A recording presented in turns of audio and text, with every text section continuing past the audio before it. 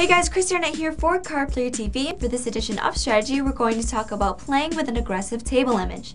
We caught up with Elky Grospellier, who's particularly known for being super aggressive.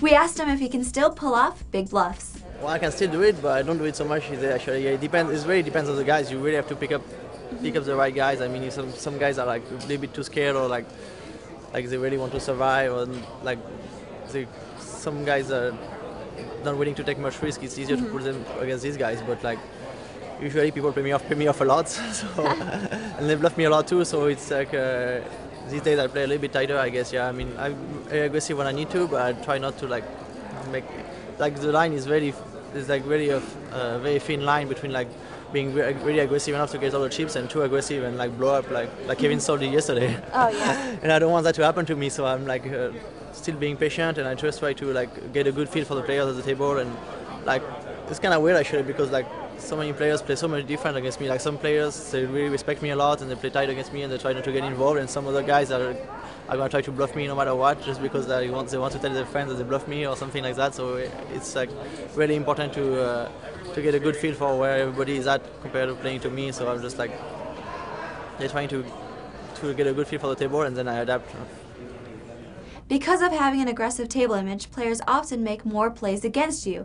We asked Elky if he had to make bigger calls as an adjustment. Definitely I have to make big calls, because people are going to try to bluff me more, because they know I raise a lot of end pre-flop. So my S9 was definitely like the top of my range in that spot.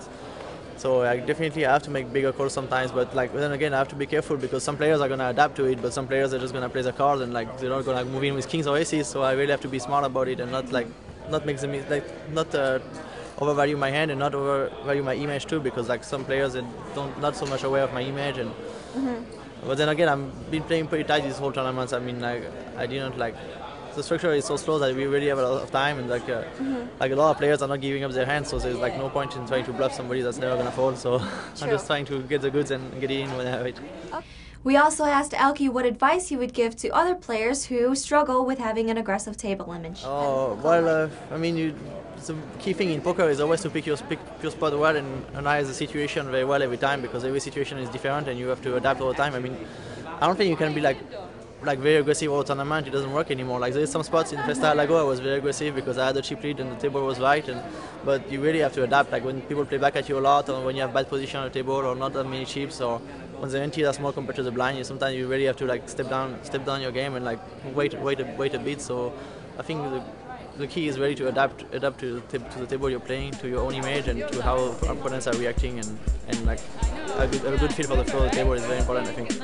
Thanks for tuning in to this edition of Strategy. I'm Christiana for Card Player TV.